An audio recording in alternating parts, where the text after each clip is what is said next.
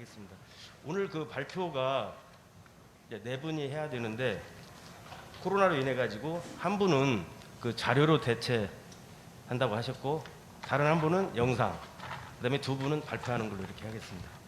그러면 그 발표자들을 소개해 드려야 되는데 그 안 오신 그 양종열 스마트 농업실장님에 대해서는 제가 한 1, 2분 정도 얘기를 그 내용에 대해서 이렇게 얘기하고 그다음에 정재현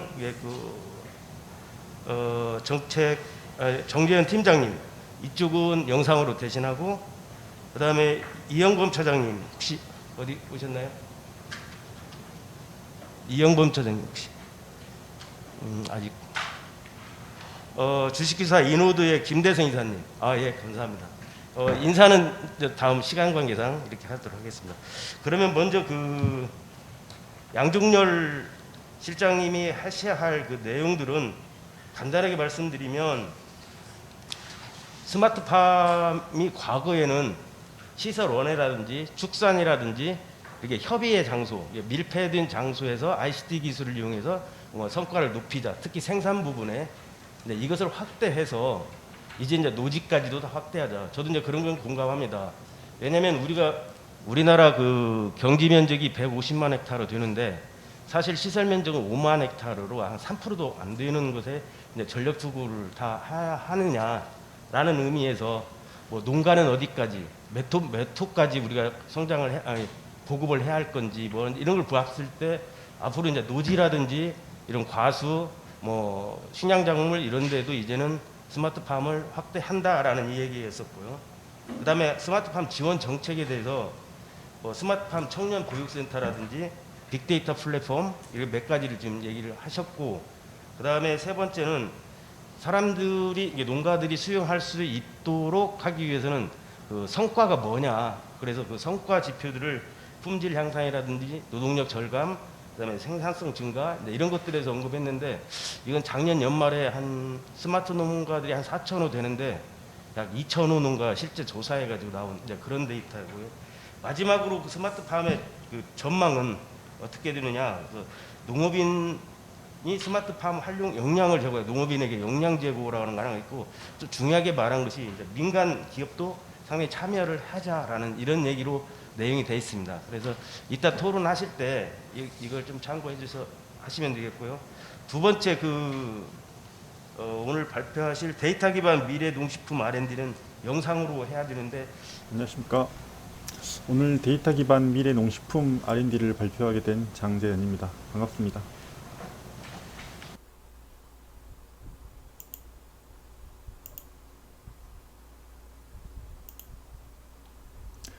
그 주제에 앞서서 제 소개 간략하게 드리도록 하겠습니다. 저는 현재 그 농식품 R&D를 기획관리하는 농식품기술기획평가원 전략기획실에서 근무하고 있습니다. 저는 뭐 이전에는 그 한국특허정보원이라는 특허청 산하기관에서 정보의 활용을 통해 어떤 가치가 창출되는지에 대해서 좀 습득을 했고요. 그리고 이제 LG노텍이라는 회사에서 실제 기술이 어떻게 실생활에 활용될 수 있는지를 좀 경험하게 되었습니다. 그 아이디어를 구현한 특허에서부터 실생활에 활용될 수 있는 제품 개발까지의 전 과정을 좀 운 좋게 경험할 수 있었던 상황이었고요. 그래서 여러분들한테 제가 경험했던 것을 좀 공유하는 시간이 되었으면 합니다.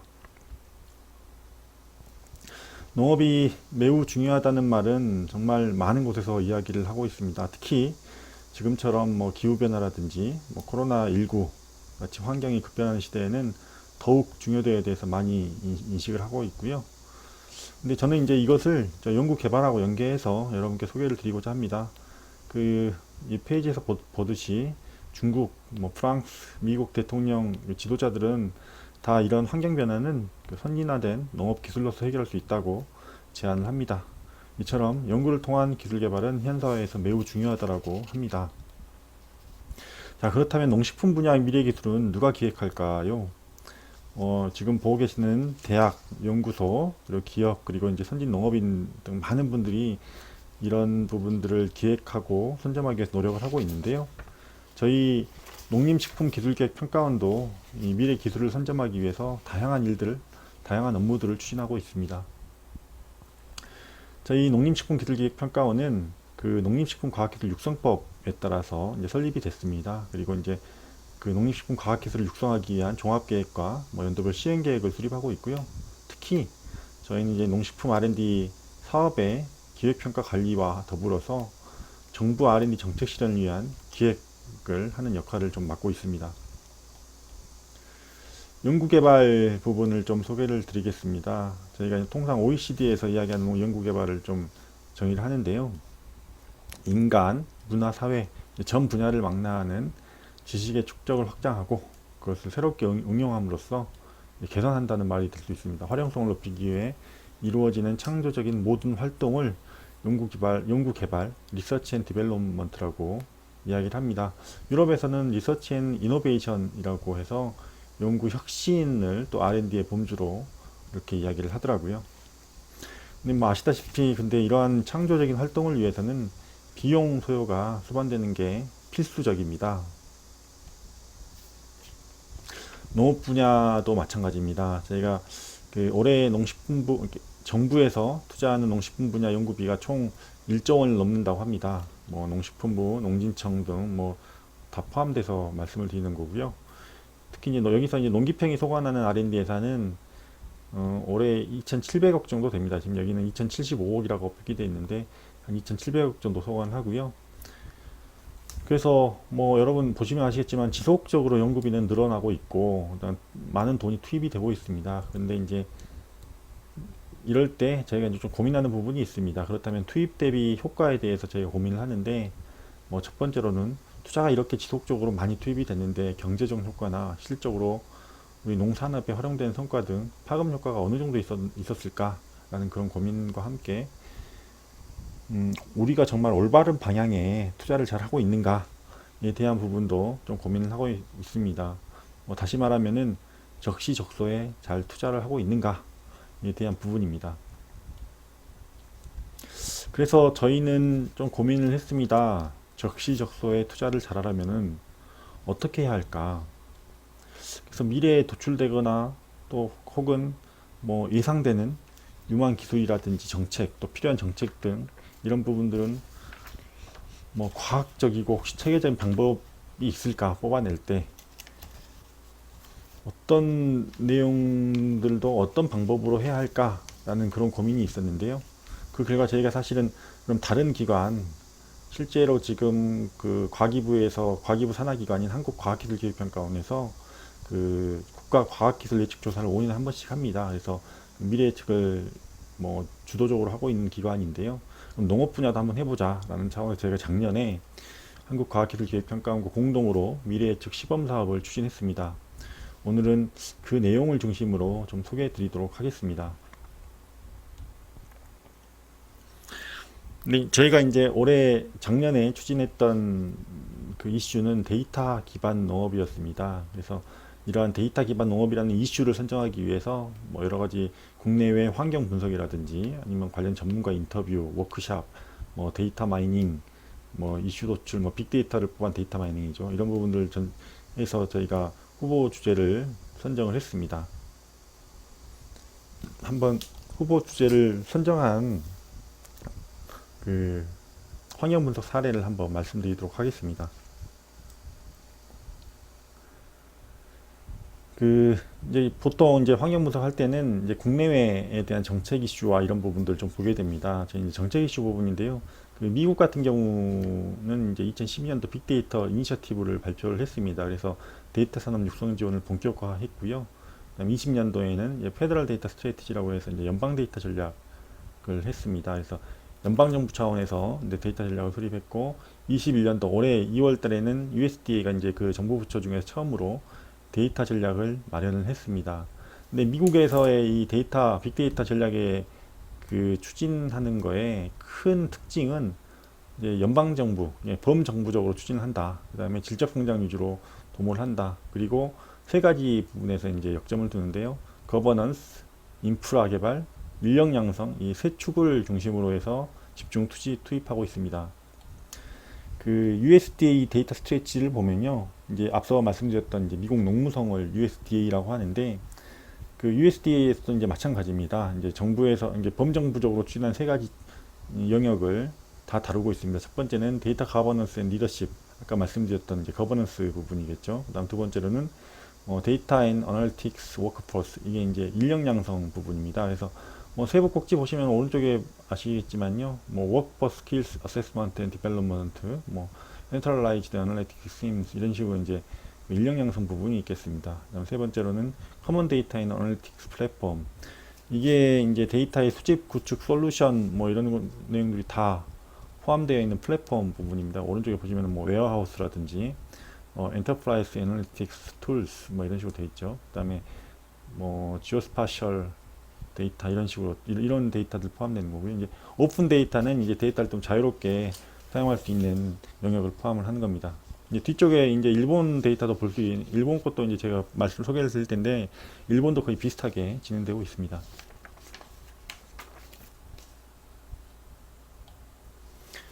중국 같은 경우는 이제 15년도 7월 달에 이제 빅데이터 발전 촉진을 위한 행동 요강을 중국 국무원에서 발표를 했습니다. 그리고 중국은 이제 5년마다 이제 그 5개년 계획을, 이제 우리나라로 따지면 계획이라고 하는데 여기는 기획이라고 표현을 하는데요. 5개년 기획을 통해 가지고 이제 빅데이터 발전 방향을 진행하고 있고요. 그 농업 같은 경우는 이제 21년도 4월 달에 이제 산업발 강화 부분에 농업이 이제 포함이 되어 있습니다. 그래서 농업 부분에서 집중하고자 하는 것은 그 생산 모니터링하고 수요 공급 매칭하는 부분, 유통 및 추적 부분을 집중하고 있는 걸로 그렇게 포함되어 있습니다.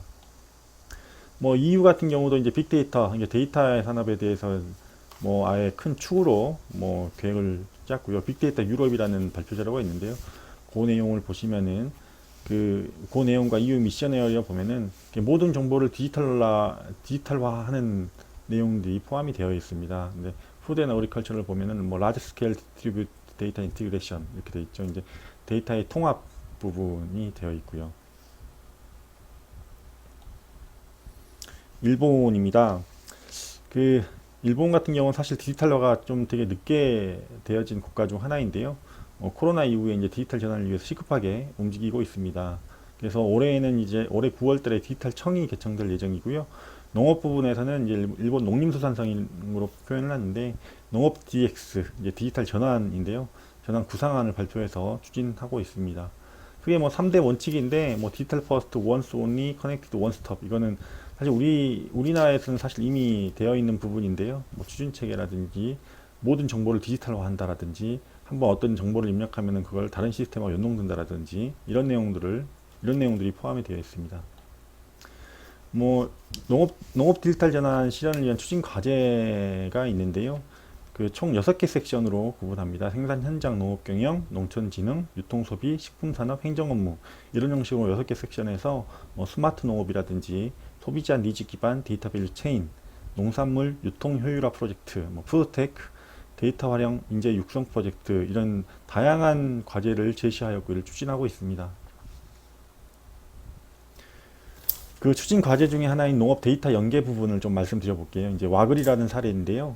이건 꽤 유명한 사례입니다. 근데 이게 앞서 미국에서 말했던 오픈 데이터하고 좀 연계가 되는 것 같습니다. 그래서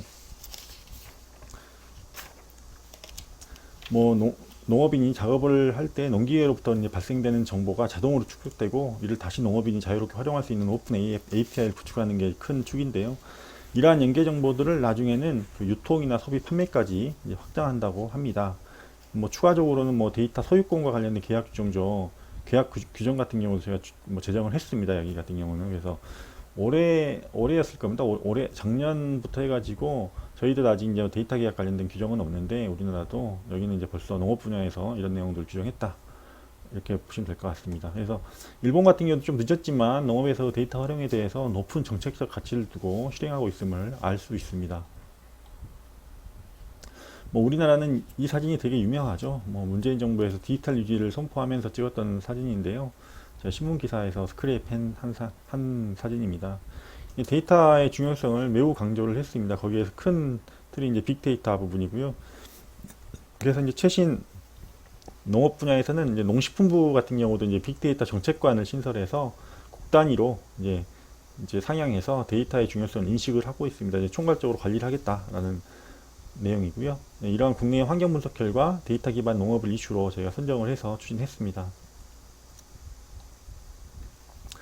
이제 데이터 기반 농업을 이슈로 선정한 다음에 사실 고민을 했습니다. 10년 후에 데이터 농업 관련해서 어떤 정책과 기술들이 우리 사회를 지배하고 있을까?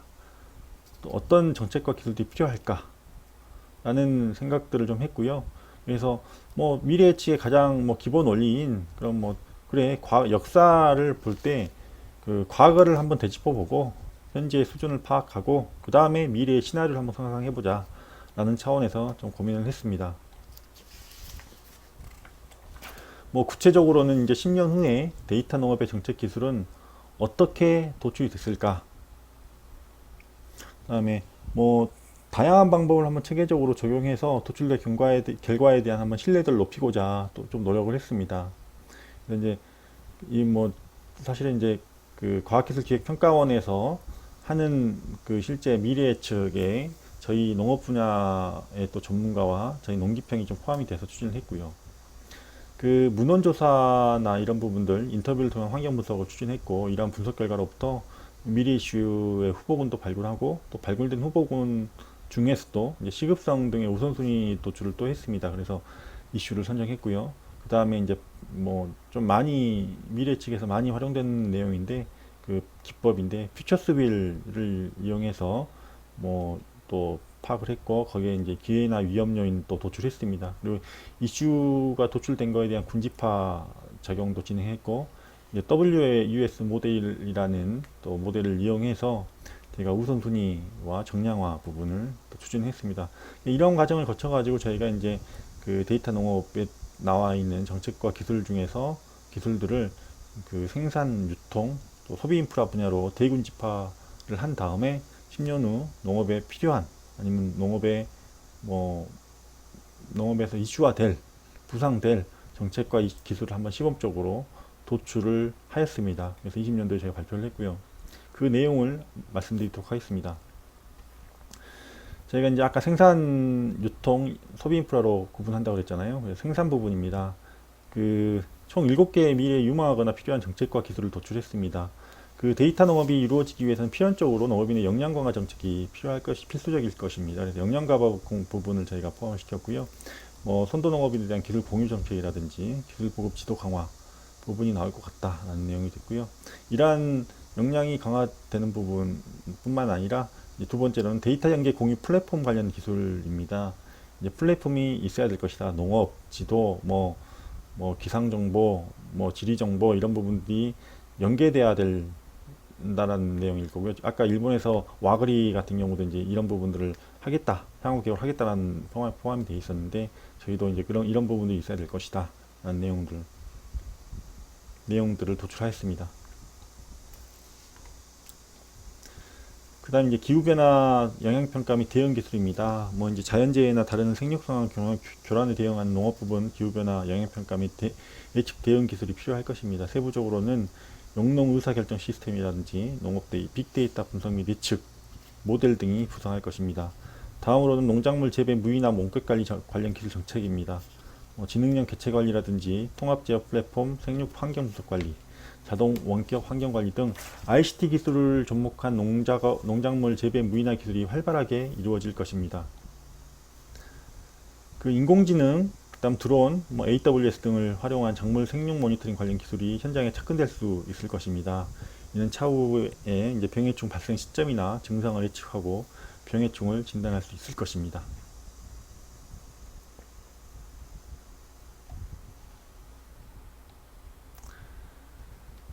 그다음에 이제 스마트팜 패키지 기술의 수출이 활성화될 것입니다. 저희가 지금 최근에 이제 스마트팜 관련해서는 뭐 막대한 투자를 정부에서 하고 있는데요.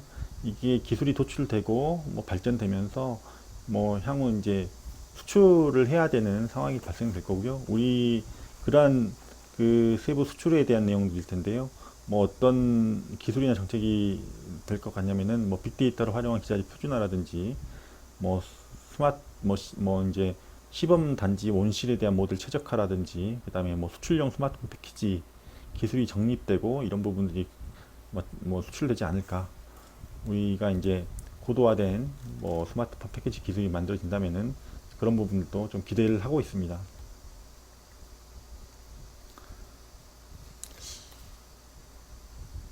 유통소비 분야입니다. 저희가 이제 아마 블록체인 기술이 굉장히 고도화되어 될 것이다 라는 내용인데요. 특히 이제 뭐 식품 이력계라든지 뭐 농수산물 신선도 관리 시스템이라든지 뭐 이력 데이터가 조금 더 뭐 보안이라든지 이런 부분들이 좀 될 것 같고요. 특히 이제 그 농업의 이제 기업 간 거래 이력 같은 경우도 좀 정보가 확인이 돼야 될 것 같고, 소비자 구매 이력 정보도 역시 공유돼야 되지 않을까. 그다음에 뭐 사업자 등록이라든지 이런 부분들도 뭐 의무화되는 내용들이 뭐 미래에는 필요할 것이다. 그다음 정책적으로 필요할 것이다. 라는 부분을 도출했습니다. 그다음에 뭐 APC, RPC, 뭐 LPC의 디지털 플랫폼 고도화 부분인데요. 지금도 열심히 하고 있지만은 아마 미래에는 뭐 전자상거래 채널이라든지 이런 부분들, 그다음에 각 센터가 생산부터 판매까지 체계적으로 주도할 수 있는 뭐 딥러닝을 위한 분류라든지 뭐 자동화 계열화 사업 이런 내용들이 좀 그 미래 10년 후 미래에는 어느 정도 활성화되고 필요하지 않을까, 요구되지 않을까 생각을 합니다. 농산물 가격 및 수급 예측 부분입니다. 그 농산물 수급 안정하고 농가의 경쟁력 강화, 경영 안정화를 위한 농산물 가격 및 수급 예측 시스템 개발이 돼야 될 거고요. 특히 이제 저희가 유관기관인 통계청 등과의 뭐 데이터 수집 공유가 아마 그 미래에는 정말 요구가 되고, 아마 그 당시에는 뭐 부상하고 그런 정보들이 어차피 데이터에 대한 싸움이니까요. 근데 그 정보도 있지 않을까. 그다음에 예측에서는 필수적으로 이제 통계를 하시는 분들이 저희 농업 분야하고 연계가 돼야 된다. 그다음에 정보를 분산된 정보에 대한 연계 및 빅데이터 구축 부분도 분명히 그 10년 후 미래에는 어느 정도 잘 완성되어 있지 않을까. 그다음에 예측 모형도 고도화되어 있지 않을까. 그렇게 생각을 하고 있습니다. 그 뭐 헬스케어 데이터 연계 맞춤형 같은 경우도 마찬가지입니다. 이제 소비자가 원하는 최적의 제품을 찾아서 추천해주는 맞춤형 고객 수요 맞춤 그 농산물 거래 서비스가 뭐 되어야 될 것 같고, 이를 위한 뭐 인공지능이라든지 헬스케어 데이터 연계라든지, 당연히 헬스케어니까 이제 개인정보에 관련된 내용, 블록체인 기법도 좀 당연히 따라와야 될 것으로 보입니다.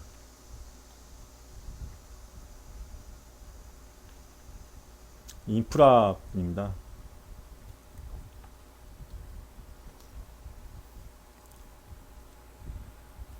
그 데이터 산업 육성하고 개인정보 보호 간의 균형 정책이 분명히 필요할 것입니다. 뭐 지금도 마찬가지지만은 앞으로 이제 데이터가 많이 활용되고 데이터에 대한 분석이 좀 많이 이루어지고, 이게 실질적으로 뭐 산업 육성으로 이어진다면 분명히 개인정보를 어떻게 관리를 할 것이냐, 보완을 할 것이냐, 이 내용에 대해서 제가 도출을 했고요.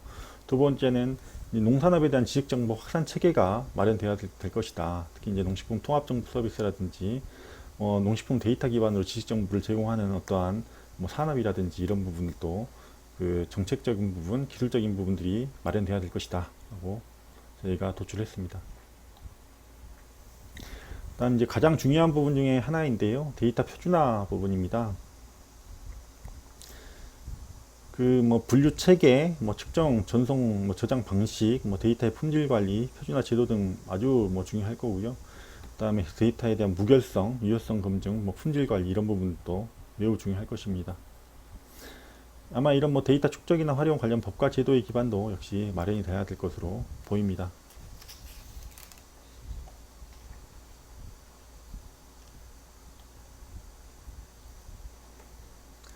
그 농경지에 대한 디지털 정보 관리 역시 매우 중요할 것입니다. 뭐 작물별 지도라든지 휴영지에 대한 관리라든지 이런 부분들을 뭐 영상 정보도 분석이 돼야 될 거고, 뭐 드론에서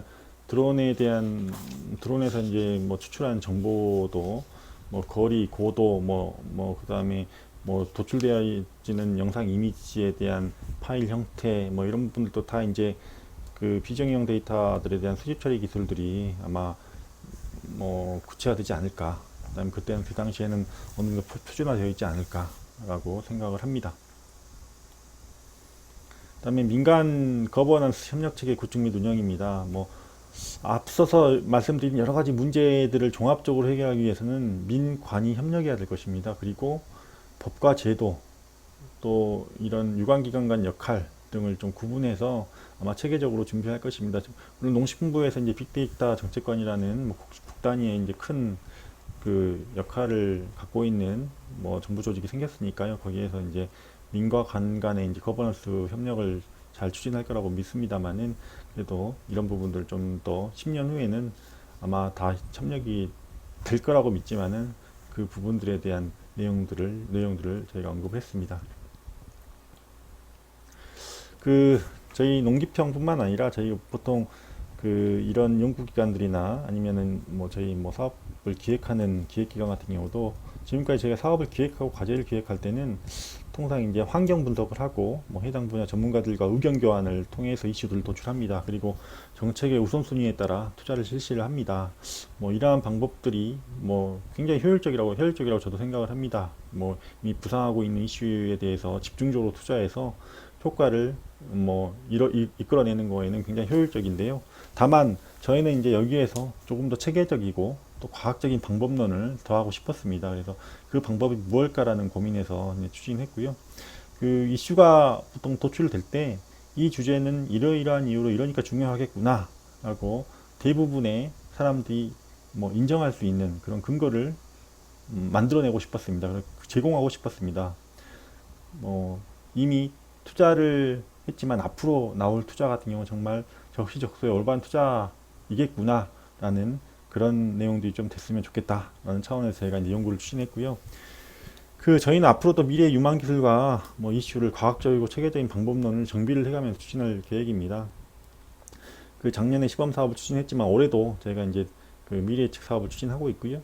그 올해 같은 경우는 이제 특허하고 뭐 논문 데이터를 좀 활용해가지고 빅데이터 분석 결과를 좀 이용하려고 합니다. 그래서 이 부분을 통해가지고 과거 10년치 특허 데이터를 분석해서 그 어떤 키워드들이 뭐 많이 도출되었는지 뭐 이런 부분을 좀 분석을 해보려고 하고 있고요. 뭐 나아가서는 저희가 이제 뉴스 분석이라든지 어떤 포털 분석도 한번 해보고 싶고 그래서 이슈를 도출할 때 최대한 논리적인 근거를 좀 만들었으면 좋겠다라는 그런 순수한 차원에서 추진합니다. 뭐 저희 농기평에서도 열심히 노력하겠습니다. 여러분께서도 농기평의 향후 연구와 움직임들을 좀 바라봐 주시고 응원을 해주시기 바랍니다. 여러분 감사합니다. 예, 안녕하세요. 예, 한국농산식품유통공사의 이영범입니다. 예, 오늘 좀 학회에 또 초청을 해주셔갖고 발표를 하게 되는데요. 저희 AT에서 농산물 빅데이터 플랫폼을 구축하고 있어서 저희 또 사례도 소개하고 또 이 시스템이 좀 그 각 분야 전문가분들의 좀 의견도 필요하고 해서 개선 의견도 주시면은 저희가 오늘 좀 참가한 보람이 있을 것 같습니다. 이제 시스템 구축하게 된 배경하고 경과 설명을 드리겠습니다. 만들게 된 이유는 농산물 데이터가 분산되어 있는데 이걸 수집해서 농산물 가격 안정을 추진 배경 다시 설명드리겠습니다. 저희 시스템 만들게 된 이유는 분산된 농산물 데이터를 수집을 해서 농산물 수급 안정에 도움이 되는 시스템을 이제 빅데이터 기술을 사용해서 만들다는 취지로 추진이 됐고요. 이름이 농산물 유통 종합정보 시스템으로 좀 긴 편이라서 저희가 이름을 새로 네이밍을 따서 농넷이라고 농산물 네트워크라는 뜻인데요. 농넷으로 명명을 해서 서비스를 하고 있습니다. 추진 경과는 17년 6월에 저희가 법안 농안법에 추진 근거를 반영을 했고요. 아시겠지만 저희 같은 공공기관에서는 이 관련 업무를 법에 반영을 시킨다는 게 사실 쉬운 일은 아닌데 잘 추진이 돼가지고 바로 5년 중기 예산 62억 원을 확보를 했고요. 이 예산이 이 정도면 저희로서 상당히 큰 편인데 좀 아쉬운 점은 이게 연차별로 좀 분산이다 보니까 그게 크게 규모 있게 하질 집행을 못해서 좀 중소기업들이 하다 보니까 좀 성과가 좀 만족스럽지 못했던 좀 아쉬운 점은 있었습니다. 그리고 데이터는 이제 유관기관 협의를 통해서 이제 78종의 DB를 확보를 한 상태고요. 18년부터 사업을 추진해서 처음에는 이제 정보 시스템 구축을 위한 중장기 계획을 수립을 했고 또 농식품부로부터 예측 모형을 이전을 받았습니다. 그 예측 모형에 대한 개선 작업도 했고요. 그래서 19년도 7월에 1차 오픈을 하고 현재 올해 4월 달에 2차 오픈을 한 상태로 하고 있습니다. 저희 구축 로드맵 설명을 드리자면은 18년부터 시작해서 18, 19년은 플랫폼 기반 구축을 하고 시범 운영을 한 단계였고요. 2020년에는 데이터 분석 기능을 강화하는 내용이었고, 올해는 이 서비스장 품목도 확대하고 그에 따른 사용자 저변을 확대하는 데 좀 포커스를 맞추고 있습니다. 그래서 서비스 측면, 데이터 측면, 그리고 가격 예측 측면에서 설명을 드리자면은, 초창기 때는 이제 기본적인 생산유통 소비 정보를 제공하는 데서 시작을 해서, 작년에는 저희가 클릭 센스라고 하는 데이터 분석 도구인데, 이 도구를 탑재를 해서 사용자 진짜 분석할 수 있는 기능을 좀 강화했습니다. 그리고 올해는 농산물 데이터를 기반으로 마치 그 주식의 코스피 지수처럼 종합 가격 지수를 제공하는 지수 서비스를 계획하고 있고요. 또 지자체별로 지자체들이 관내에 농산물 유통 현황을 조회할 수 있도록 대시보드 형태로 조회할 수 있는 지자체용 종합정보 분석 서비스를 계획을 하고 있습니다. 그리고 데이터 부분은 저희가 처음에는 이제 72종으로 시작해서 작년에는 78종, 올해는 83종까지 데이터를 확대해갈 예정이고요. 또 가격 예측에 관련돼서는 초창기에는 딥러닝 방식으로 해서 이를 개선을 했고, 올해는 현재 지금 제가 5품목을 예측을 하고 있는데 30종으로 확대를 하고, 예측 주기도 이제 월 예측에서 이제 1주, 2주, 4주 예측으로 좀 세분화해서 좀 사용성을 높일 수 있도록 좀 계획하고 있습니다. 예. 그리고 저희가 데이터 수집 현황을 현재 78종 수집하고 있는데 15개 정도 기관이 되고요. 저희가 지금 이걸 하면서 느낀 점은, 저희 이게 다 오픈 API 기반 공공 데이터를 통해서 하고 있기 때문에 우리나라의 공공 데이터 인프라가 좀 잘 돼 있기 때문에 이렇게 빨리 구축할 수 있지 않았나 싶고요. 그리고 이 데이터들이 지금 다 연계가 된 것은 아니고, 예를 들어서 농촌경제연구원에서 제공하는 정보들은 발표하는 월보들을 저희가 또 수기로 입력하고 있는 상황이라서, 이런 부분들은 좀 크레이에서 API 서비스를 좀 해주시면은 저희뿐만 아니라 다른 기관들도 많이 유용하게 쓸 수 있지 않을까, 그렇게 생각이 듭니다. 그래서 저희가 19년도에 이게 오픈한 서비스인데요. 보시면 이제 PC 화면과 모바일 화면 이렇게 구성을 했고요. 보시면은 뭐 농업을 연상시키는 이런 이미지를 활용을 했는데, 좀 돌이켜 생각해 보면은 이런 저희가 정보 제공하는 사이트인데 이런 이미지들은 크게 이렇게 필요가 없을 수도 있지 않나. 그래서 이런 이미지들은 이제 이번 개편에서는 다 걷어냈고, 그리고 이때 당시에는 이제 배추, 고추, 마늘, 양파 5개 품목에 대해서 가격을 제공했습니다. 근데 이제 사이트의 명칭은 이제 농산물통 종합정보 시스템인데, 5개 품목밖에 안 되니까 뭐 이렇게 된 이유는, 저희 이제 같이 일하는 농식품부 담당 과에서 이 관리하는 수급 민감 품목이었기 때문에 이렇게 됐는데, 그래서 이번 개편 때는 저희 품목을 전체 품목으로 확대를 하고, 또 이 시장 가격도 이때 당시에는 이제 가락시장 상품 가격으로만 제공했었는데 전국 도매 시장 가격으로 하자라는 취지로 좀 방향을 잡았고요.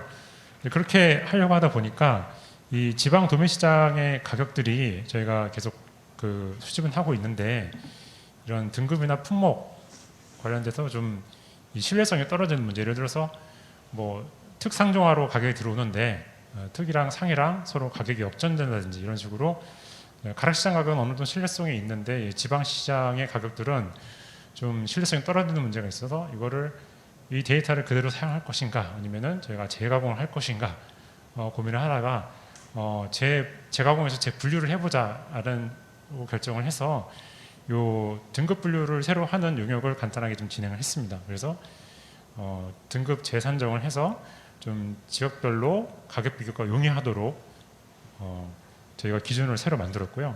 그 기준 새로 만든 것을 간단히 설명드리자면은, 먼저 3단계로 해서 먼저 단위를 통일하고, 그 다음에 데이터 이 전처리를 통해서 이상치를 제거하고, 그 다음에 그러고 난 다음에 등급별로 기준 가격을 새로 산출하는 단계를 진행을 했습니다.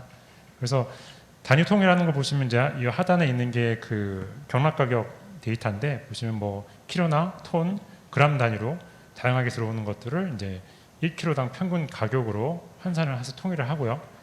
그 다음에 전처리 단계로, 예를 들어서 원본 데이터가 지금 이 양파 데이터가 27원에서 13,000원까지 분포가 되는데, 이거를 뭐 상위 하위 0.5% 정도를 절사를 시키고, 그 다음에 로그 변환을 해서 3시간만 적용을 해서 최종적으로 최종 데이터는 예를 들어 365원에서 986원 정도로 위상값을 제거한 데이터가 이렇게 가공이 되게 됩니다. 그래서 조금 더 보여드리면 이제 이 양파랑 배추의 예인데 오른쪽에 보시면 이제 양파 원본 데이터가 12원부터 138만 원까지 있는 데이터를 저희가 지금 받아들이고 있거든요. 위성치를 제거하게 되면 이게 65원에서 52,600원으로, 또 밑에 있는 그 배추 같은 경우는 가격이 0원에서 무려 1,200만 원, 1,240만 원짜리 이렇게 들어오고 있거든요. 이걸 또 위상치 처리를 하게 되면은 20원에서 29,500원 정도로 데이터가 가공이 되게 됩니다. 그래서 이 가공된 데이터를 갖고서 먼저 이렇게 데이터를 가지고서 요 기준 가격을 산출하게 되는데요. 물량과 좀 평균으로 해서 이 상하위 그룹으로 한번 나누고요. 그 나눠진 그룹에서 한 번 더 나눠지고요. 그러면 총 4개의 그룹에 대해서 각각의 그룹에 대해서 한 번 더 기준 가격을 정하게 됩니다. 그래서 총 7번을 기준 가격을 뽑으면은 4개의 그룹별로 각각의 기준 가격이 나오게 되고요. 실제로 그 도매시장별로 좀 적용을 해보면 이런 식으로 가락시장, 서부시장, 강서시장, 북부시장의 가격이 나오게 됩니다. 그래서 이거는 이제 특상 조가가 아니기 때문에 저희는 뭐 SABC라고 이름은 붙여봤는데, 물론 이제 저희가 이런 거를 이제 서비스를 표출하고 있지 않고 하고 있지는 않고요. 지금 저희가 사용하고 있는 거는 품목별로 기준 가격이 필요하기 때문에 요 기준 가격 가운데 있는 기준 가격만 그 품목별로 표출을 하고 있습니다. 이 차장님, 네. 혹시 좀 빨리 하면 어떨까요? 예. 5분 정도 시간이 예, 알겠습니다. 예. 그래서 지금 저희가 서비스하고 있는 화면은 이렇게 지금 구성을 해서 서비스하고 있고요. 품목별로 이제 주요 항목 30개 품목의 가격하고 반입량, 그리고 지도 형태로 구성을 해서 그 가격 비교 용이하게 했습니다. 그리고 품목 검색 화면, 그리고 품목별 유통 흐름 정보를 이렇게 시각화해서 볼 수 있게 했고요. 그리고 뭐 수출입 물량, 그리고 반입량 분석 등을 지금 이 클릭센스라고 하는 제품을 사용을 해서 구성을 했기 때문에 사용자들이 이게 인터랙티브하게 비교해 볼 수 있도록 구성을 했습니다. 그리고 가격 예측한 부분 간단히 설명을 드리자면, 저희가 그 농식품부에서 했던 빅보스라는 예측 모형을 이전 받아가지고 요거를 개선을 하고 또 딥러닝 방식으로도 해서 가격 예측을 계속 개선할 수 있도록 용역을 추진했고요.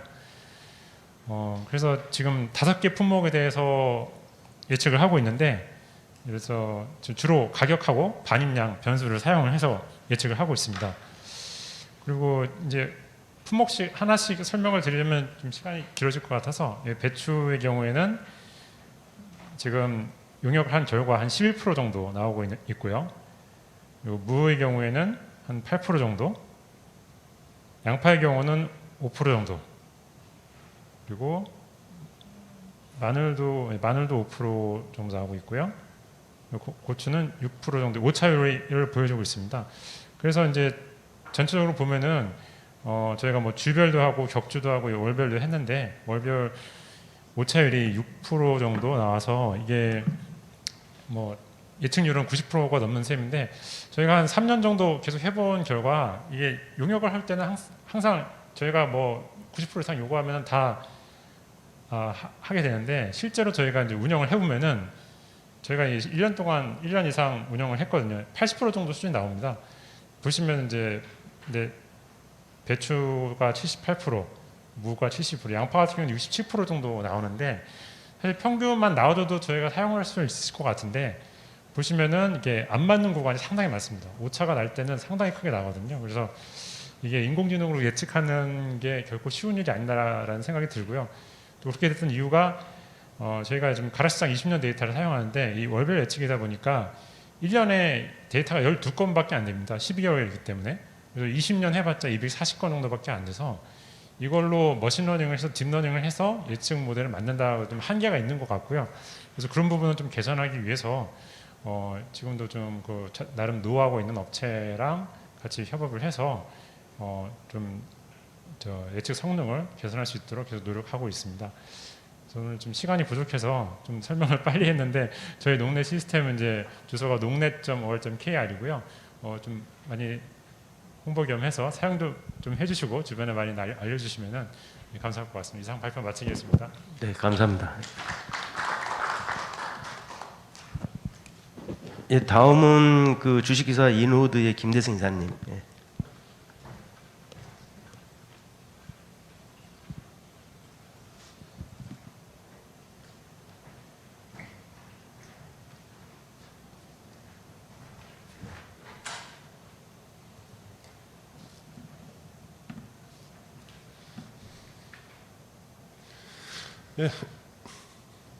예, 반갑습니다. 학회 초청해 주셔서 가문의 영광을 알겠습니다. 기업이 이런 자리에 온다는 게 흔치 않은 기회인데 시간 관계상 빨리빨리 진행하도록 하겠습니다. 저희는 드론을 가지고 농산물 재배 면적이라든가 활용할 수 있는 방안에 대한 말씀을 드리겠습니다. 농업 빅데이터 활용에 대한 정부와 설계 준비는 뭐 앞서서 말씀 많이 해주신 것 같고요. 현재 농림부의 상황들 보면 빅데이터라든가 데이터를 가지고 정책들을 세워야 되는데 역시 부서는 있지만 영향력은 조금 딸리지 않나, 많이 좀 끌려가고 있다는 느낌을 현재 농림부하고 일을 하면서 좀 받고 있습니다. 자, 드론은 어떤 것이냐를 이제 먼저 살짝 설명드리면요. 드론을 위해서 개발한 내용은 프로펠러 빼놓고는 하나도 없습니다. 실제로 스마트폰에 있는 센서와 기술들하고 전기차에서 쓰고 있는 센서와 배터리 기술들이 드론으로 녹아들어 있고요. 그래서 드론 자체적으로 새로운 형태의 뭐랄까 개발들이, 그러니까 이미 3년 전에 완성된 형태의 드론들이 더 새로운 모양들이 나오는 것을 최근에 보지 못하고 있는 상황입니다. 그리고 센서하고 유닛의 이제 발전 속도는 대단히 빠르기 때문에 그런 센서를 어떻게 활용할 수 있을 것인가가 이제 드론 활용에서 중심 내용이 될 것 같습니다. 드론 뭐 여러 가지 종류가 있는데요. 제가 항상 말씀드리는 거는 뭐 드론 운영하는 거에서 여러 가지 기능들을 특히 기관들이 요구하면서 크고 뭐 비싼 드론들을 하시는데 운영을 할 때 딱 보면 드론은 하늘에 떠 있는 시간은 극히 작고요. 매번 이동하고 어떻게 움직이고 세팅하고 여기에 시간을 다 잡아먹습니다. 그랬을 때 큰 드론이 얼마나 효용이 있겠느냐, 그런 말씀 하나 드리는 거고요. 드론의 장점이나 단점은 뭐 다 아시겠지만 원하는 시기에 원하는 지점을 빠르고 정확한 이미지를 얻을 수 있습니다. 좌측이 드론 차량이고요. 최근에 찍었었던 2018년 항공 이미지하고 얼마나 달라졌는지를 볼 수가 있을 겁니다. 근데 이게 단점입니다. 왜냐하면 원하는 시기에 찍어야 된다는 단점이 있는 거죠. 지금까지 드론 이미지들은 무엇 때문에 문제가 됐냐면 지극히 많은 데이터를 생산해서 문제가 됐었습니다. 그건 어떤 거냐면 모든 드론 농업이라든가 활용을 하면서 드론 조사 기법이 정사사진이라는 기하 보정을 한 지오메트리 커렉션을 통한 사진을 통해서 해석하고 정보를 얻고 하는 과정이었습니다. 이 과정은 어떤 게 문제가 됐냐면 하나의 이미지를 얻기 위해서 최소 12번의 중첩 그리고 뭐 16번 정도의 중첩까지를 해야 하나의 이미지가 나온다는 겁니다.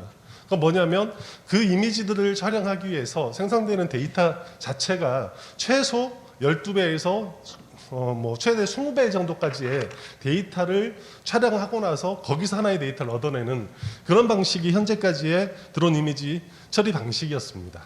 이 방식을 하다 보니까 데이터 양이 지극히 크고 그리고 처리 속도가 늦어지게 되는 거였죠. 또 하나 있습니다. 뭐 우리가 눈에 보지 않았다라고 하는 다분광 이미지를 가지고 뭐 수종을 구별할 수 있다, 작물 종류를 구별할 수 있다. 그리고 뭐 다분광 가지고 안 되기 때문에 초분광 가지고 될 것이다. 여기서 나오는 데이터의 양을 한번 말씀드리겠습니다. 다분광 이미지들이 표시하고 있는 이미지 영역이 이 레드 쪽에서 적외선에 가까운 쪽을 250개로 쪼개내는 게 초분광 카메라입니다. 그러면 파일 하나가 보통 2메가, 그러니까 200만 화소죠. 200만 화소의 분광 이미지 하나가 4메가비트입니다. 바이트입니다. 숫자가 B가 잘못되어 있는데 그러면 한 컷을 256컷을 하게 되면 한 컷을 찍으면 1기가가 생성이 됩니다. 이런 데이터를 가지고 우리가 눈에 보이지 않았었던 무엇인가 찾을 수 있겠다. 그런 가설을 세우는 것 자체가 실용적인 것과는 거리가 멀다고 생각하고요. 실제 눈에 보이지 않는 영역에서의 뚜렷한 마크는 여러 논문들을 검색해 보더라도 나오고 있지 않습니다. 그리고 이제 멀티 스펙트럼을 통한 NDVI라든가 여러 지수를 가지고 수정을 구분하겠다, 뭐 작물 구별하겠다. 이거는 좀 어불성설인 것 같습니다. 청진기를 가지고 뭐랄까 혈압을 재겠다라는 것과 같은 느낌인 것 같아요. 이 식생 지수의 활용 용도는 누적된 변화의 추이를 통해서의 흐름을 파악하는 용도지 그 한 컷을 가지고 무엇을 구별하는 용도가 아닌데 자꾸 이상한 쪽으로 쓰이려고 하고 있는 것 같습니다. 저희는 예를 들어서 올해 충주에서 매주 식생 지수를 찍어가지고 화상병을 예측하는데 현재 활용하고 있는 연구를 하고 있습니다. 그래서 주기적인 관측을 통해서 변화 추이를 보는 지수일 뿐이지 한 컷의 이미지는 드론 가지고 얻을 수 있는 답이 없습니다. 그건 드론이 아니더라도 그렇습니다. 이제 2025년 농림무성을 운영하게 됩니다. 해상도 5m에 관측폭이 120km고 그렇게 되면 대한민국이 대충 한 20컷의 사진이 나오게 됩니다. 3일에 한 번씩 나오게 됩니다. 이 이미지들이 계속 들어왔었을 때 어떻게 분석할 수 있을 것이냐 에 대한 이제 고민들이 생기실 거고요. 오히려 데이터가 질은 떨어지면서 양은 많기 때문에 엄청난 고민이 농림부에 생길 것 같습니다. 한국과 네덜란드 대충 비교해 드렸는데 왼쪽 사진이 한국의 농지고 네덜란드 거의 비슷한 위치에 있어서 농지의 형상이라든가 길이들이 어떻게 됐는지 제가 시간이 있다라고 하면 정밀농업이 저희가 생각하는 것과 이쪽에서 흔히들 말하는 정밀농업의 차이를 말씀드릴 텐데 다음 기회를 좀 말하고 싶습니다. 자, 표준화 작업을 하려고 하는데 동일 지역에서 3개 다 고추밭 사진입니다. 이 3개의 사진 전부 다 어떤 특징을 가지고 있는지를 표준화해서 AI 학습하는 거 현재까지는 무리다라고 생각합니다. 현재 이미지 자체도 1cm 이하의 이미지들이었습니다. 저희는 이제 드론을 아주 저고도로 운영을 하고 있습니다. 그래서 무조건 1cm 이내의 해상도를 가지고 작물을 구별해내고 그 이미지를 바탕으로 판독들을 해내고 있는데요. 그 판독하는 데 있어서 제가 이제 오늘 말씀드릴 주제 중에서는 드론보다는 판맵에 더 오히려 방점이 되고 있는 것 같습니다. 하늘에서 보는 이미지들이 그동안 지적과 지번에 의존하던 체계에서 실제 형상들이 나타났잖아요. 그 형상들을 농림부에서 그림을 그렸습니다.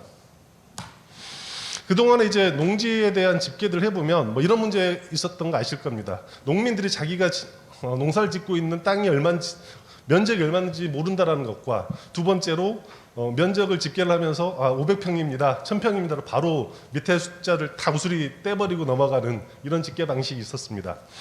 판맵하고 실제 형상들, 지적들하고 비교를 해보면 지적도는 농지에 데이터를 담는데 하등에 쓸 수가 없는 그릇이었습니다. 노는 그나마 좀 유사도가 있었으나 밭에 있어서는 지적 뭐 몇 다시 몇 번지 이 데이터는 이 데이터에다 담으면 담을수록 오차만 커져 왔었던 겁니다. 그래서 저희는 실제 형상에다가 데이터를 담자, 판맵에다 데이터를 담자가 저희의 이제 조사 방법이고요.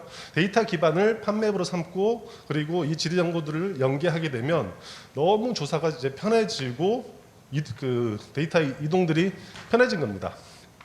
그래서 현황조사, 경영처 관리, 농기계, 자율작업들 모든 것들을 실제 농지 형상 GIS 기반에다가 담는 노력들을 저희는 하고 있고요. 이랬었더니 앞서서 이제 정사 사진에서의 이미지가 오고 가는 것에 예를 들면 정사 읍이라든가 면 단위에 대해서 정사 사진을 하나 찍어 놓으면 보통 30기가에서 60기가짜리 파일 하나가 생깁니다. 작아도. 그러면 그 파일을 딱 받는 입장에서는 어느 컴퓨터로도 열어볼 수가 없는 거죠. 그래서 다시 A4에다 줄여가지고 리사이즈해서 주면 읽어봤었던.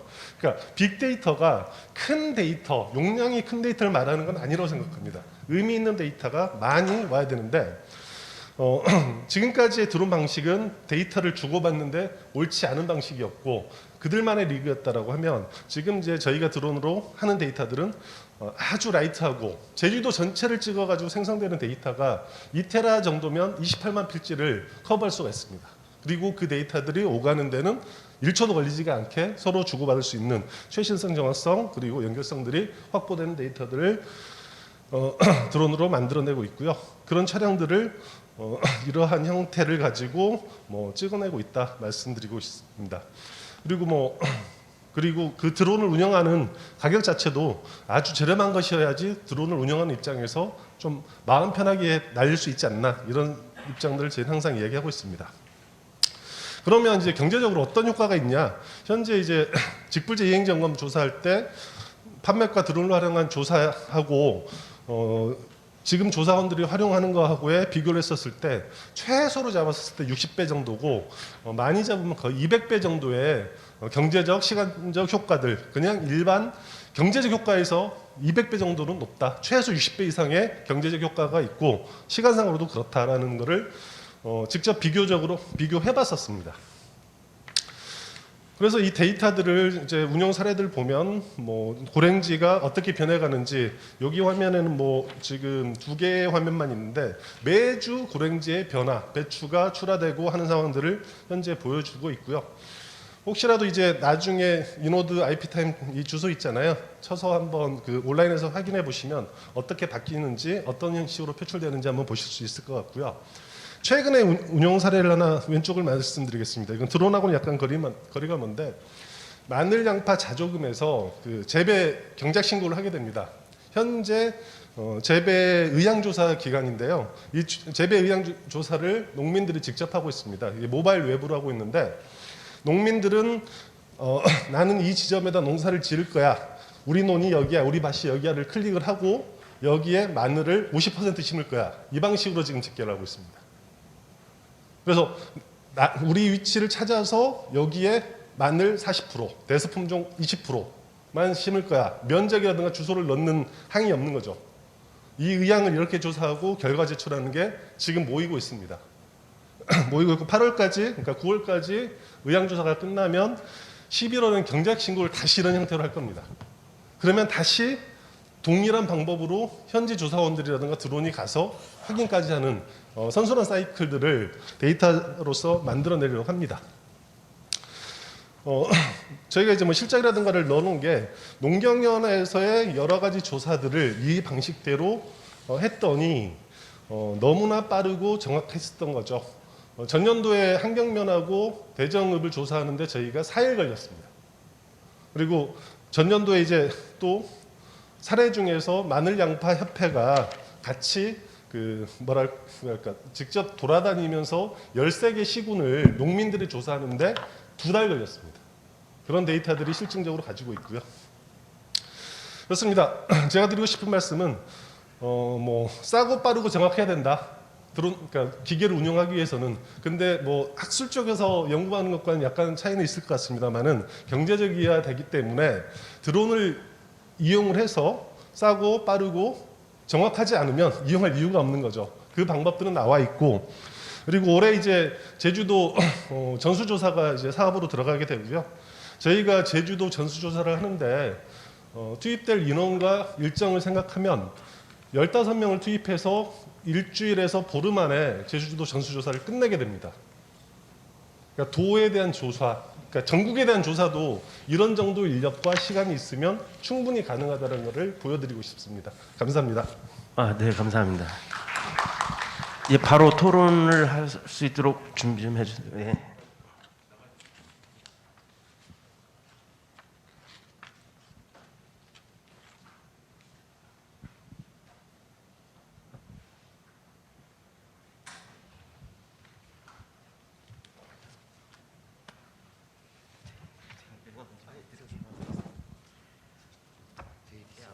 여기서 많이 도움을 주셨다 해서 1분이네. 네네네네.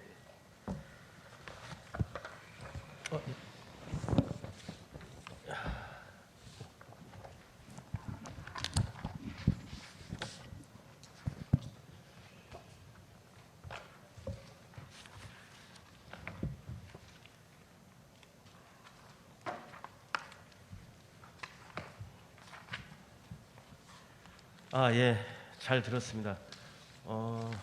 지금 네 분의 토론 하실 분들이 계신데 제가 왠지 더 바쁘지는 것 같아요. 왜냐면 지금 서울까지 여기 국제공항 제주에 갈 분들이 있어가지고 먼저 토론을 하겠다고 할 정도까지 하니까 그 간단하게 이제 뭐 토론자들을 소개해드리면 한국농촌경제연구원의 그 김성우 박사님, 안녕하세요. 그다음에 한국농수산대 신용강 교수님, 그다음에 영남대 이상우 교수님. 안녕하십니까? 그다음에 오늘 이 행사를 많이 도와주신 현상철 처장님. 안녕하십니까? 네, 그래서 순서는 뭐 기억년 순으로 해도 되는데 이상우 교수님이 상당히 바쁘시대요. 그래서 먼저 하고 그 기억년 순으로 하도록 하겠습니다. 네, 감사합니다. 워낙 발표를 빨리 잘 해주셔가지고요. 뭐 또 우리 자장님께서 진행을 잘하셔서 되게 급하지는 않게 된 것 같습니다. 저는 오늘 이제 네 개 주제, 발표는 3개가 이루어졌지만 주제를 보면서 지금 우리 정부가 추진하고 있는, 그리고 우리가 많은 사람들이 관심을 갖고 있는 농업 부분의 이 빅데이터, 뭐 스마트팜을 중심으로 한 빅데이터 부분이 오늘 우리 AT에서 발표도 해주셨지만 여전히 생산과 유통 중심으로 진행되고 있는 것이 아닌가. 우리가 아주 오랫동안 소비자 농정, 소비자가 우리 농업 정책에 있어서 굉장히 중요하다고 이야기는 하고 있으면서 막상 이렇게 새로운 농정을 시행할 때마다 여전히 전통적인 우리 공급자 중심의 관점을 가지고 가고 있지 않냐는 생각을 하게 됐고요. 특히 이제 소비 시장이 전통적 오프라인 시장에서 또 도매 시장 중심의 시장에서 이 비도매 시장 형태로 굉장히 빠르게 전환되고 있습니다. 그래서 로컬 푸드라든가 그리고 온라인 시장의 비중이 코로나가 아니었다 하더라도 전통적인 유통 채널에서 굉장히 큰 비중을 가지고 변화되고 있는데 우리는 그에 맞는 어떤 농식품 부분에 데이터 사이언스를, 데이터를 구축하고 있는지, 그리고 최근에 트렌드가 1인 가구라든가 틈새 시장에 뭐 포도 같은 경우도 전통적인 포도를 요구하는 것이 아니라 뭐 샤인 머스켓이라고 하는 이제 품종별로 소비자들이 이야기를 하고 있는데 우리는 그에 대한 준비가 되어 있는가 하는 생각을 하게 되고요. 우리가 지금 이 빅데이터 부분에 대해서 이야기를 하면서 가장 좀 관심을 가져야 될 게 전통적인 통계적 방법들은 정형 데이터를 사용한다는 겁니다. 그래서 가격이라든가 수량이라든가 이런 수치화된 데이터에 관심을 가졌는데 우리가 이 데이터 사이언스, 지금 빅데이터 부분을 앞으로 이제 데이터 사이언스라고 저는 계속 이야기를 좀 하고 싶습니다. 데이터 사이언스라고 이야기하고 싶은데 이 데이터 사이언스 중에서 가장 두드러진 특징은 비정형 데이터를 사용할 수 있다는 겁니다. 그래서 소비자들의 감성이라든가 지금 SNS 채널에 올라오고 있는 소비자들의 의견이라든가 이런 것들을 우리가 어떻게 앞으로 이 농식품, 이 스마트팜 정책이나 스마트 유통 이런 데이터 정책에 사용할 것이냐에 대한 고민이 있어야 될 것 같고요. 제가 방학 때 기회가 있어서 빅데이터 관련 수업을 한 40시간 저녁에 들을 기회가 있었습니다. 이제 거기서 이야기하는 것이 이제는 빅데이터란 표현이 아니라 데이터 사이언스에 대해서 이야기를 하고 있고 이 데이터 사이언스라는 것은 데이터를 관리하고 그리고 데이터의 어떤 품질 제고라든가 관리 주체라든가 뭐 이런 이야기들을 굉장히 많이 하고 있는데 우리는 여전히 아직까지도 이 데이터가 누구한테 가고 어디서 관리가 되고 어떤 형태로 공급이 되는가에 대해서는 굉장히 모호하다. 그리고 앞에 교육 얘기도 있었습니다만 여전히 과연 데이터 과학을 분석하는 기술자 부분도 취약할 뿐더러 더 근본적으로는 어떤 데이터를 기획해야 되고 어떤 데이터를 만들어내야 되는가에 대한 고민들이 너무 많이 빠져 있는 것이 아닌가 하는 생각들을 하게 됩니다. 그래서 스마트팜에서 나오는 데이터들이 사실은 굉장히 좋은 데이터들이 세분화된 데이터들이 나올 수 있다는 겁니다. 그러면 사실은 우리 농업 경제학이 발전해온 학문적 트렌드를 보면 첫 번째가 생산 경제학이 굉장히 강했습니다. 그 이유는 생산 데이터를 쓸 수 있었기 때문에 그렇습니다.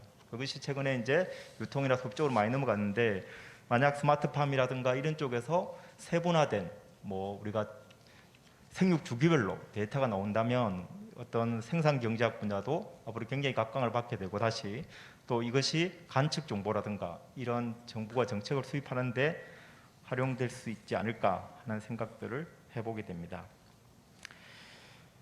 그 다음에 이제 각각 분야별로 오늘 안 오신 분들은 제가 토론에서 제외하도록 하겠습니다. 오늘 먼저 이제 AT에서 차장님 나오셔서 농넷에서 소개를 해주셨는데요. 뭐 초기 단계니까 뭐 여러 가지 어려운 사정이 있고 특히 또 농업 데이터가 갖는 특수성, 그걸 우리가 다 전제하고 이야기를 한다고 해도 하더라도 여전히 우리가 이 농업 데이터의 이상값 처리에 대해서 너무 기계적인 것이 아니냐. 그래서 평균에다가 표준 편차, 뭐 그 몇 배의 표준 편차를 할 것이냐. 그래서 그 3이라는 수치를 어떤 형태로 도입을 한 결론이 났겠지만 여전히 이상값 하나를 보는 우리의 시각이 너무 기계적이다. 그래서 왜 이런 가격값이 나왔는지에 대한 조금은 더 그 심도 있고 깊은 고민이 필요하지 않을까 하는 생각을 했고요. 그리고 뭐 발표도 말씀하셨지만 지금 훈련 자료하고 테스트 자료가 굉장히 좀 뭐랄까요, 맞지 않다. 훈련 데이터는 예를 들면 70몇 개를 쓰고 테스트 데이터는 4개를 꼴랑 해보면 과연 이걸 가지고 정확도가 뭐 90몇 % 나왔다. 근데 테스트에서도 MAP가 오차율이 많은 건 월별로 34.5%가 나옵니다. 그래서 아까 이제 차장님 말씀대로 업체에서 테스트를 할 때는 굉장히 높게 나오더라. 그럴 수밖에 없겠죠. 죄송한 얘기지만 높일 수 있는 여러 가지 방법이 있는 거죠. 파라미터 값을 어떻게 만드느냐에 따라서. 예, 그때는 잘 맞아 들어가도록 하는 거죠. 그 훈련 데이터와 테스트 데이터를 어떻게 쓰느냐에 따라서 이 값은 얼마든지 바뀔 수 있는 값들이니까요. 그러니까 실제 적용을 하면 오해 안 맞는 거죠. 그래서 이런 훈련 데이터와 테스트 데이터를 어떻게 나누고 또 그것을 어떻게 적용해 볼 것이냐, 이런 데 대한 고민들이 많아야 될 것 같고요.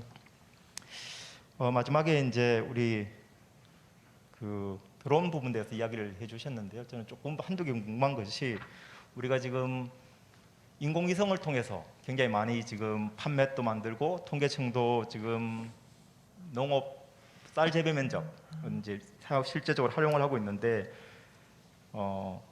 비용 대비 이 드론과 우리 앞으로 지금 농업 위성도 띄우게 되는데, 위성을 띄우게 되는데 어떤 차이점이 있는지. 그리고 또 하나 제가 이제 들은 이야기들은 현장에서 이 상업용도 이 드론은 다 중국산이 되다 보니까 이 농가들이 드론을 사용하면서 좌표값을 입력하게 되는데 모든 값들이 중국 서버에 입력되는 문제.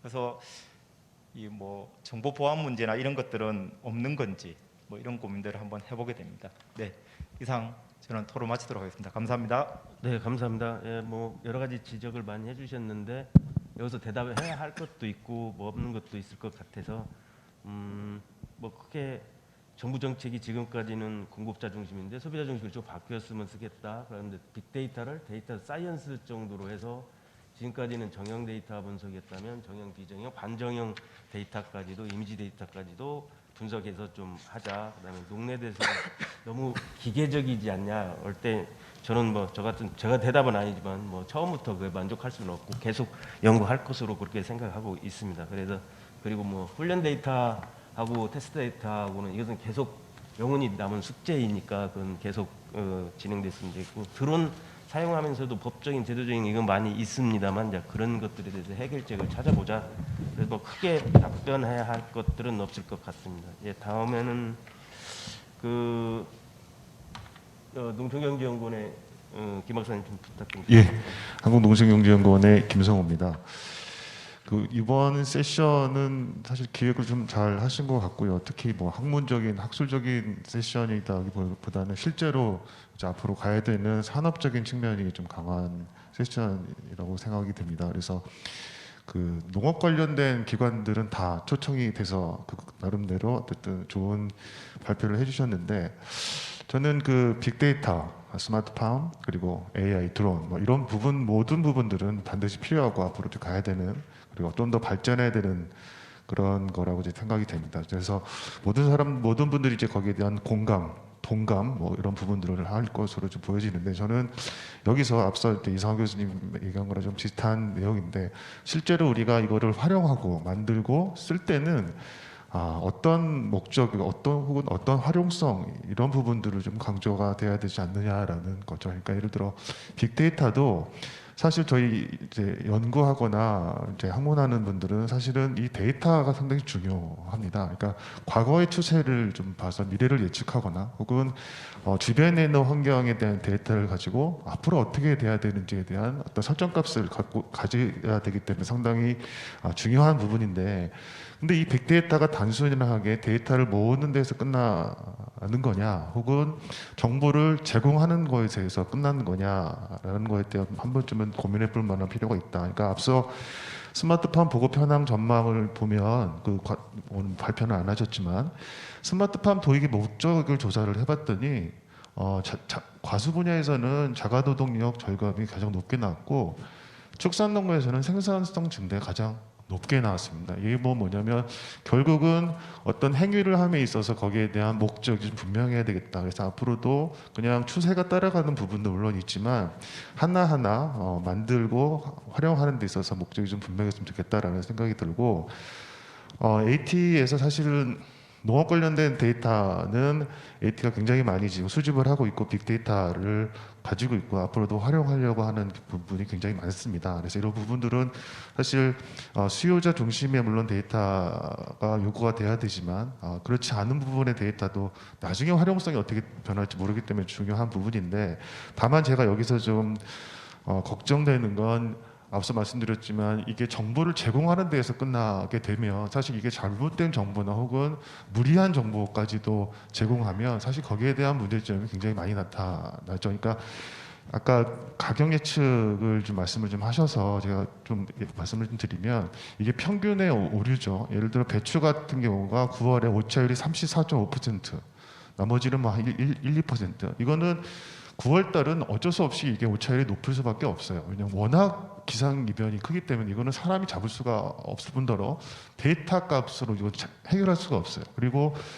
무도 마찬가지고 이제 마늘 양파 같은 경우는 보니까 10월 달에 오차율이 13%예요. 이거는 완전히 잘못된 그 오차가 뭐냐면 이미 이거는 다 저장 창고로 다 들어가 있는 상태거든요. 그러니까 단순하게 가격을 보고 단순하게 이제 뭐 어떤 모형에 의해서 가격을 예측을 하더라도 사실은 이런 현장감이나 뭐 이런 부분들이 굉장히 많이 그 문제가 되기 때문에 이런 정보는 제공하지만 실제로 농가나 유통인이 이 정보를 믿고 출하하거나 출하 결정을 하거나 하는 데는 굉장히 많은 사실 좀 리스크가 큰 그러니까 정보를 담되 이런 정보가 실제로 쓸 수 있는 거냐, 혹은 실제로 책임감이 있는 거냐 이런 부분에 대해서도 한 번쯤은 생각해 볼 만하다라고 생각이 좀 듭니다.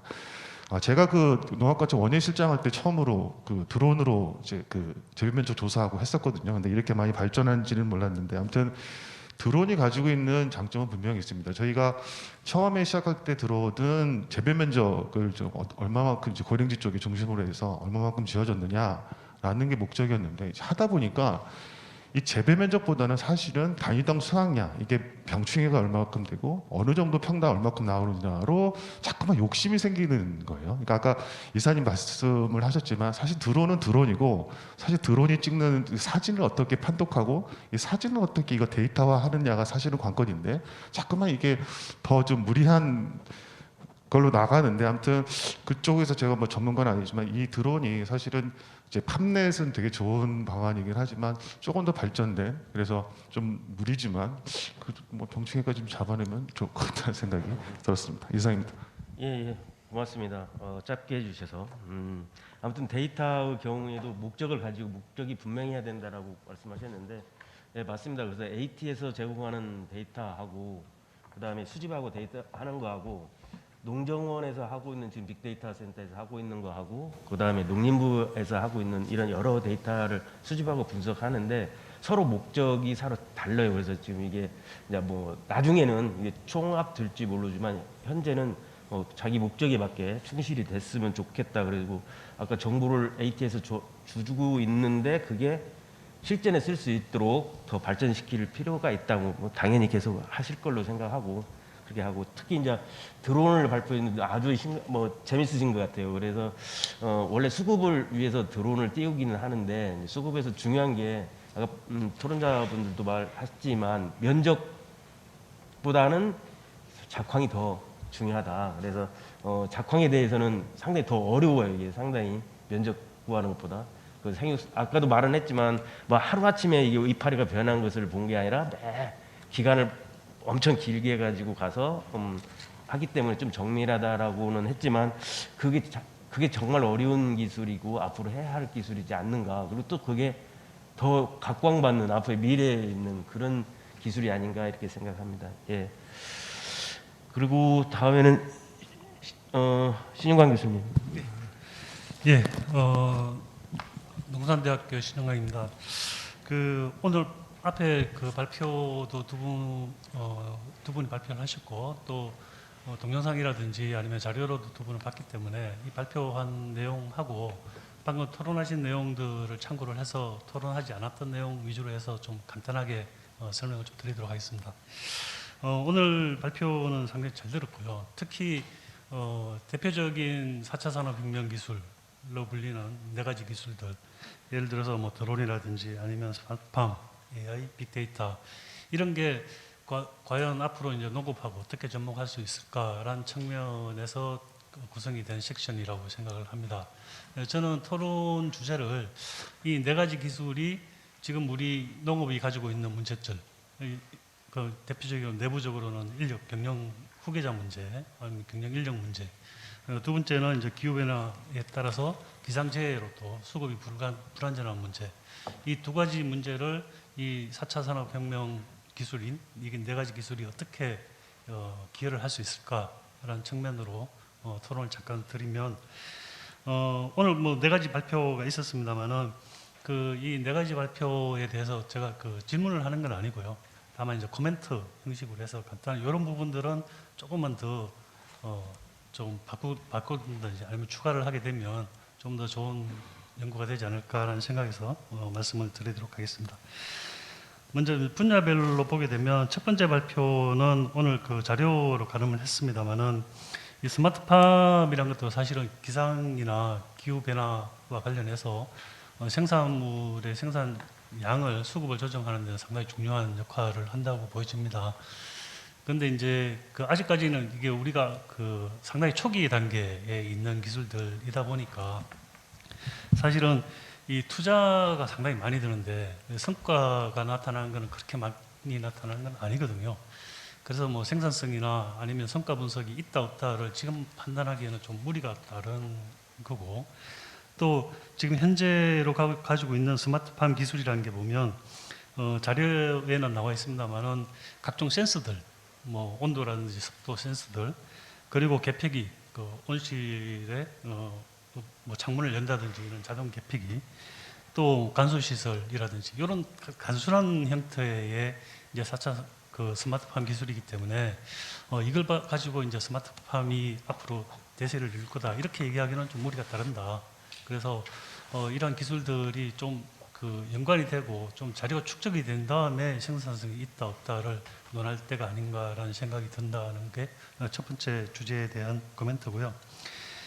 두 번째는 빅데이터 데이터 기반으로 한 미래 농식품 R&D는 이제 동영상으로 우리가 시청을 했습니다만은 여기에도 보게 되면 여러 가지가 있는데 그 중에 이제 생산하고 유통 소비 인프라 쪽으로 구분을 해서 거기에 관련된 R&D 투자를 하겠다는 측면이 있었고요.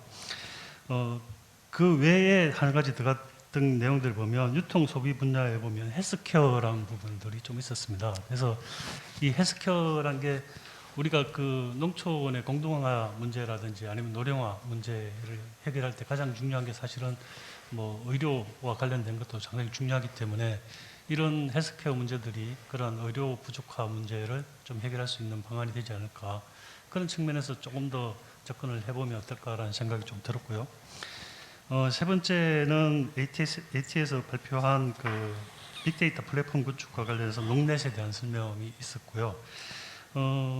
저도 사실 여기에 대해서 농넷이라는 홈페이지를 한번 들어가 봤습니다. 그 자료를 보면서 어떤 내용들이 있을까라는 내용을 보니까 어떻게 보면 이제 플랫폼 시장이라고 봐야 되겠죠. 다양한 자료들이 많은데 이걸 하나로 집적을 해서 다양한 정보를 제공하는 거. 앞에서 이와 관련된 얘기도 잘 나왔지만 저는 앞으로 뭐 좀 더 발전을 한다 그러면 이게 우리가 이제 방송 시장과 같은 그런 역할을 해야 되지 않을까라는 생각이 듭니다. 예를 들어서 우리가 지금까지는 TV 시청을 할 때 보면 유선 방송 같은 것도 보면 지금까지는 이제 옛날에는 방송국에서 방송을 해주는 것만 봤죠. 지금도 보면 우리가 이제 농넷에 올라와 있는 자료만 보는 거지만 단계이지만 이게 좀 발전을 하다 보면 이 소비자나 생산자가 홈페이지에 들어가서 본인들이 원하는 형태의 서비스가 제공된다면 이런 게 좀 더 좀 더 발전할 수 있는 그런 계기가 되지 않을까 일단 그런 생각이 들고요.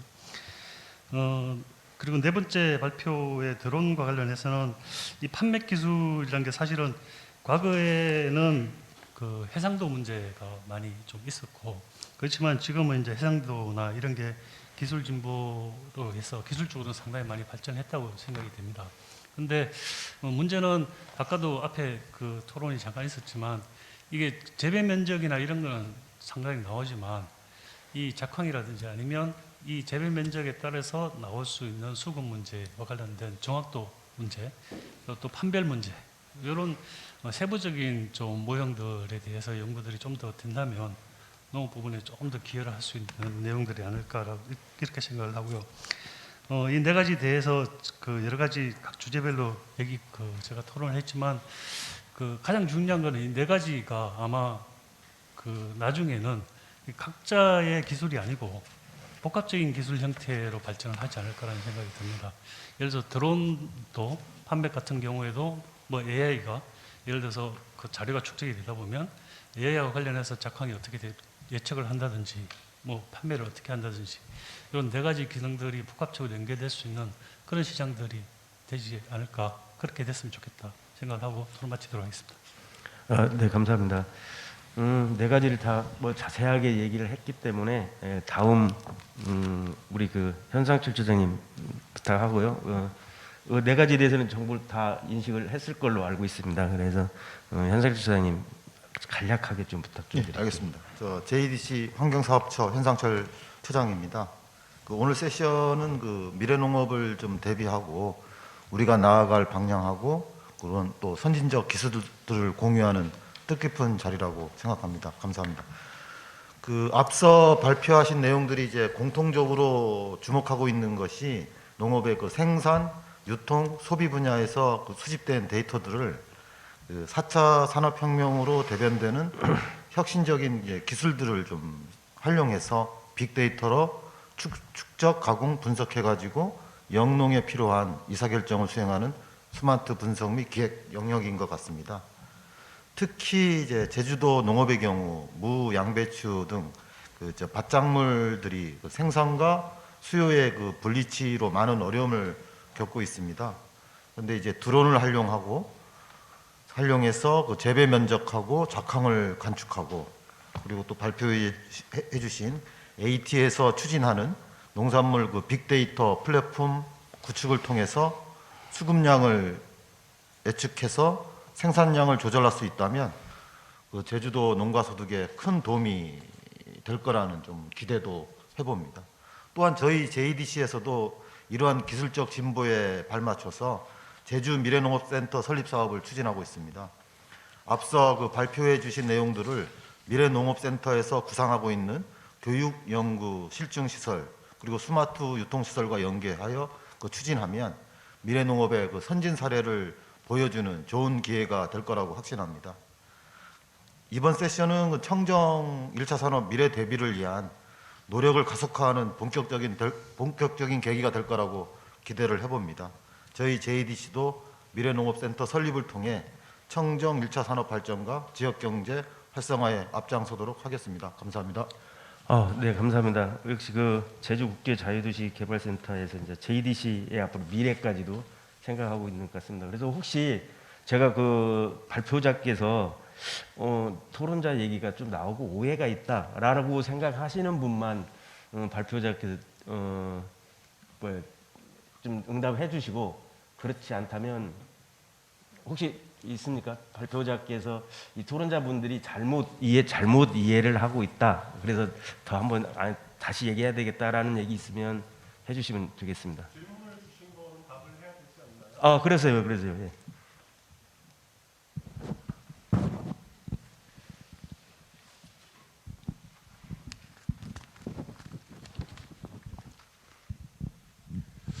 네.